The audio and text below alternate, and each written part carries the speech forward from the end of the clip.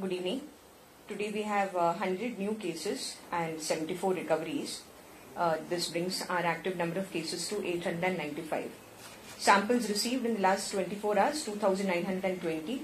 Samples tested, 1,850. And yesterday also we tested around 2,250 odd samples. Suspects under hospital isolation are 24. Hi, good evening. Even though now migrant movements has already taken place and most of the people have already gone, and so there is no much change in the data, but still I'll share it. Possibly last time is that about 56,073 people have so far come in since 29th April 2020, and 1,57,431 people have gone out of the state. On action against spitting on public places, we have booked about 10,952 cases so far, and cases booked for non-wearing of mask are 35,682. Thank you. Ma'am, there is a case reported in Komburpa of a suicide of a boy. It is being claimed that he committed suicide because he didn't have a smartphone for online classes. First of all, I don't even know how to respond to something like this. But anyways, factually, the Director Education has informed me in the morning that that boy actually had a smartphone to begin with. Secondly, if this can be a cause for suicide, then we have some serious introspection to do as to how our children are being brought up and how we are giving support to our children. That's all that I will comment on this. I don't think it has anything to do with anything regarding the working of Education Department. Second question was the Pathoda MLA yesterday said that there was some shortage of medicines and he was ready to pay for the medicines. I don't know which medicines he was referring to. There is no medicine for COVID treatment of Mr. Klafar's diets. Absolutely not. We have got, all the COVID patients are equally important to us. Definitely it is unfortunate that the Honorable MLA is also one of our COVID positive patients, but equally for all of our COVID positive patients, especially those patients who are in critical condition, we don't want to leave any stone unturned. We want to ensure that our doctors have all the range of choices available before them, and so they can take a call as to what is the best course possible. You may be aware that there is this medicine called Remdesivir. It is being talked about a lot. There are differing opinions, of course, about its efficacy. But having said that, lots of hospitals across the country are trying it. So we did not want to leave that option unavailable in Goa. With the interventions, personal intervention of our Chief Secretary, sir, we got in touch with the company which manufactures it in Hyderabad, and within 24 hours we ordered the immediate necessity. We are also placing a larger order with the authorized dealer, but directly from the company which manufactures it, we got our first 35 vials of that medicine just day before in the night. So these medicines are available. Remdesivir is one. All the other medicines which are possibly talked about in relation with COVID are all now available with our doctors. Plasma therapy, as you are aware, I need not again repeat, that option is also very actively being pushed forth with the leadership of the Dean GMC and his team of doctors there. The plasma bank has in a sense already started operation with our first donors giving their plasma. So there is definitely no shortage of medicines, and the lack of the medicine will definitely not be the reason for any problem.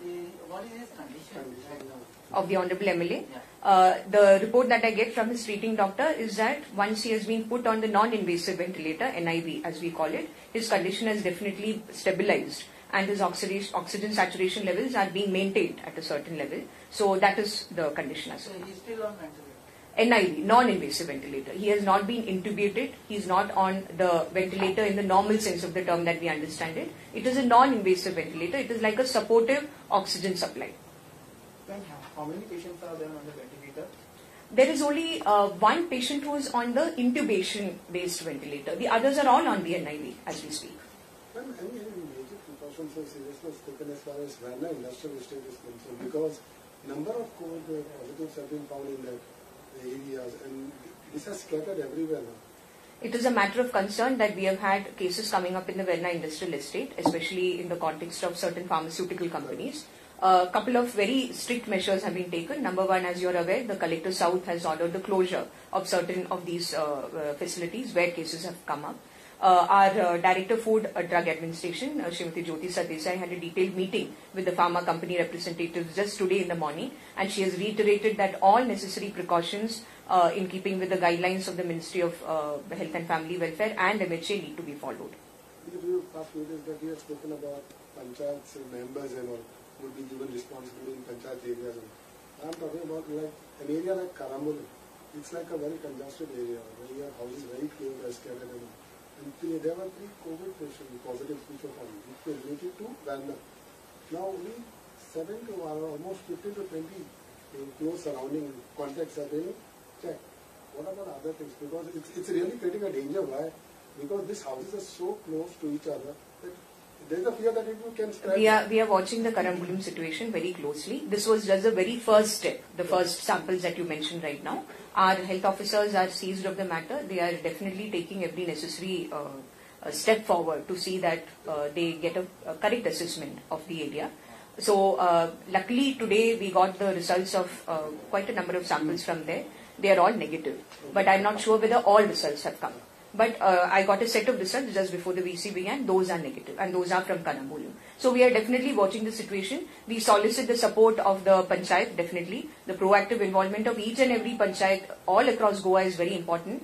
Every municipal council's contribution is very important to keep people alert, aware. One appeal, I'll use this opportunity to make an appeal to all the members of public. We have come out with an ad also. Has it come out today? Yes. So today in the newspapers, all of you may have seen the ad issued by the Director Health Service. Basically, we want people who are experiencing any symptom of fever, cough or breathlessness to come forward, get in touch with our PHC or at least call us on 104 number. So if you are experiencing symptoms, please don't wait for them to get aggravated. You know what the symptoms of COVID are. This advertisement was to create more awareness about the symptoms just in case somebody did not know. So please approach us. This is my fervent appeal to all members of public. Similarly to all panchayats, municipal bodies, if you can spread this message, media also, friends from media fraternity, please use every opportunity that you get. The police are also definitely making constant announcements in the containment areas, etc. Any symptoms of COVID, just please get in touch with us, nearest hospital, nearest public health center, or call us on 104. Why I said is because there are 2 places like this. One is Karambolim and there is another one called PGA Colony. There are almost reach this 5,000 or 5,000 people staying there and so congested. So it's really a concern.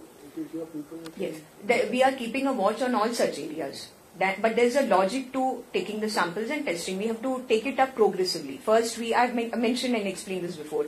We go in concentric circles. So we have to start with the focal area, the focal home where the positives have been found. Then from there, we have to expand. And then, depending on how many more cases we are getting each day, we keep expanding. So if the first level itself throws up negative results, then definitely we get an assessment of what is the situation. We are on the job. Definitely our health teams are on the job. Madam, how many COVID centers are there in Goa? How many COVID centers are there in Goa? Let me just enumerate them for you. The first one was started at our THC Shiroda, so that is the first one. Kolva Residency is there. Kalangut Residency is there. Kalangut Annex is also there. Then we have, I'm talking now of the SAI, Sports Authority of India hostel in Pede. And Medaji and Sanjay, please add on if I miss out any. In the south, we have COVID care centers. We have Fatorda Indoor Stadium. And I mentioned about Kolva earlier. MPT Hospital is one of our COVID care centers. And Madgaon Residency, we have kept it for the doctors, nurses, staff, government employees, etc. So that is also there. How many patients are there? In total in the COVID care centers, you see, we have 112 people in our ESI hospital. So the active cases minus that will give you the number of people who are there. One moment, I'll just quickly check on the. You may carry on, and as we speak, I'll check the figure once more about the ESI hospital. What is our latest data? Yes. Madam, one staff from education department has been tested positive. That's right. So what extra measures you have taken? You see, immediately our health team has gone there. and taken the samples of the people who were working in the same section as this person who was found positive. Today we have taken around 19 to 20 samples, to my knowledge, according to what the Director Education told me. And then we are waiting for those results naturally. In the meanwhile, the office was shut and all measures are being taken to sanitize the area within the office, wiping it with the disinfectant and all of that. Those people working in the same section as this person have all been told to not come back to office even on Monday. They have been asked to stay at home and to maintain home quarantine. The number is correct. 112 is the bed occupancy of ESI hospital. So active cases minus that, you will get the number. Yes. The guidelines for teachers for HRD and MHR are different, whereas teachers in Goa, they are coming in school. They are asked for to work from home. So any decision has taken now? You see, we issued this circular in the last week of June, asking the teachers to report to work in the schools. The Secretary MHRD's letter has reached us just day before, and it is dated the 6th of July. I want to set this straight because in one of the leading newspapers today, there is a news suggesting that we are flouting the MHRD's guidelines. That would be absolutely untrue because we issued our circular much before the letter of the Secretary came to us. Now, immediately upon receipt of that letter, the Director Education has put up the matter on file. And so a decision will be taken by government. It's under submission. MHA guideline was on 29th of June. MHA never restricted, no, MHA never said that. MHA gave clear guidelines for the working of all workplaces. All workplaces. School is also a workplace. In school, what MHA had prohibited, you can read out the guideline. I have gone through it several times. It says that school should not operate for the teaching learning process. Students naturally cannot be called to the schools. Otherwise, the school is as good as any workplace. Of course, I am talking in relation to the MHA guideline, not in relation to the letter by the Secretary MHRD. As I told you, that letter has been received by us and we have put it up on file. But we have not flouted any guideline of MHA. I am 100% sure about that. MHA's guideline was only specifically about not having teaching process in schools. Yes, please read it out. School, colleges, educational and coaching institutions will remain closed till 31st of July. Yes. And online and distance learning shall continue to be permitted. Yes. And shall be encouraged. Yes. This is 29 June. Absolutely. You see, for online education to happen, some teachers have to come. Every teacher does not have the facility to sit at home. Also, Master Association no. says that teachers are taking that online teaching very well from home than school. Well, you see that teaching can happen from home also. There is no problem in that. But MHA doesn't say that teachers as a group of employees of the state should not be called for duty. That is a general instruction. We have to understand the spirit behind that instruction of not having the congregation of students in an education institution. And we have not asked students, we have definitely not permitted any school to ask students to come. But this is in relation to the MHA guidelines. As I am again reiterating to avoid any sort of confusion, our circular was issued on the 24th of June, if I am not wrong, definitely last week of June, several days before the letter of the Secretary MHRD was received. Now that the Secretary MHRD has written that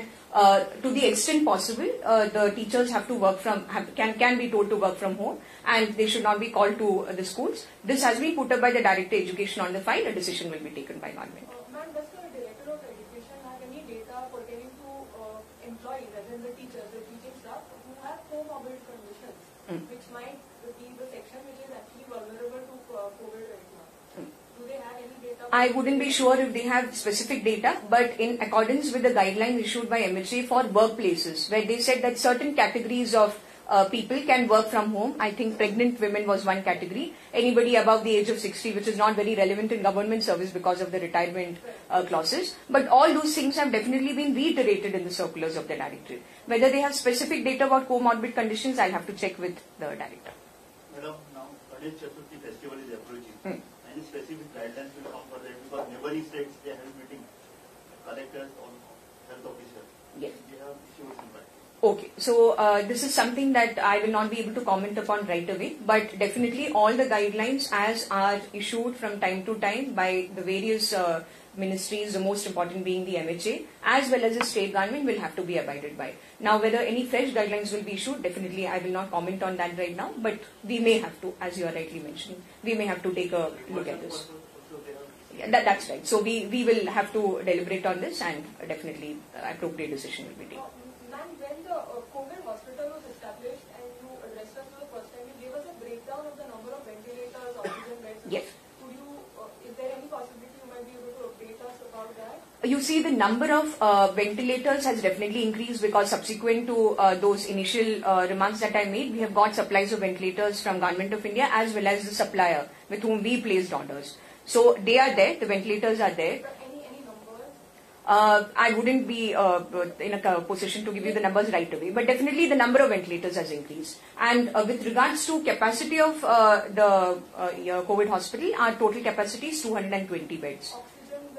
Oxygen beds are around 45 of them. Oxygen beds. And now oxygen beds are different from the ICU beds. Right? You are aware of that difference. So that's the position. ICU beds would be? ICU, in the proper ICU that we have 6 beds, but an ITU, intensive treatment unit, has also just been started yesterday on a completely different floor for the patients who are on NIV, on the non-invasive ventilator. So Dr. Ira, who is the medical superintendent of South and also looking after the COVID hospital, has updated me today morning that since yesterday she has activated that ITU unit.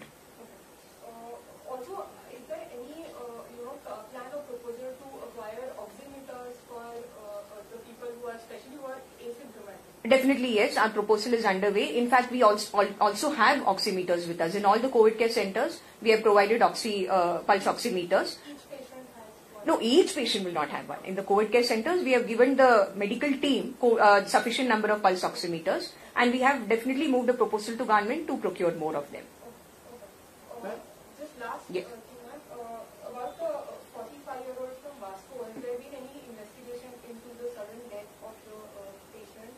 You see, Who was picked up from home? yes, you see, he had fever for almost 6 days. You are aware of that. And he did not come forward. In fact, that is one reason why we came forward with this media campaign, because we were in fact shocked that a person from an area which is under the scanner, there are cases coming from there. Why would this person not come and approach the health authorities and say that he has the problem, he has been suffering from fever? By the time he came to our SDH Chikalim, he was heavily breathless. And so immediately his swab was taken and then he was shifted for the adequate care to GMC. But unfortunately, we could not save him because it was too late by then. That is the reason why I have appealed again to members of the public that please don't take symptoms lightly. If you are having symptoms, then you should definitely come forward and inform us. When is the antibody test starting? You see, we have placed our orders, and the team from DHS is very actively following it up. So exactly when it is coming, I can only tell you that we are making all efforts to bring it to Goa at the earliest. We have already gone ahead and shortlisted who needs to be there are several suppliers, so we have taken the best rate and we have placed the orders. Hopefully within a week we should be having the antibody test. Same holds true for antigen tests also. We have placed the order for antigen tests as well. So within a week they'll start? Hopefully within a week we'll get them. First we need to get the kits, then we can start off. Ma'am, any update on the Kolwali jail? Yes, Kolwali jail, you see, on the very first day after we received the information that one of the jailers is tested positive, we took 42 samples of the immediate, not exactly inmates, but the other jailers, the staff of Kolwali, plus 2 or 3 inmates who were in contact, 42. Those all are negative. Then we decided that every single inmate of Kolwali jail will be checked. So as a result of which, yesterday we took 161 samples. All of them are also negative. And today, as we speak, 226 samples were collected. And tomorrow, day after, they are going to collect more samples. Each and every inmate of Kolwali jail will be checked for COVID. So far, the news is good. We have not got any reported positive cases, apart from that one jailer.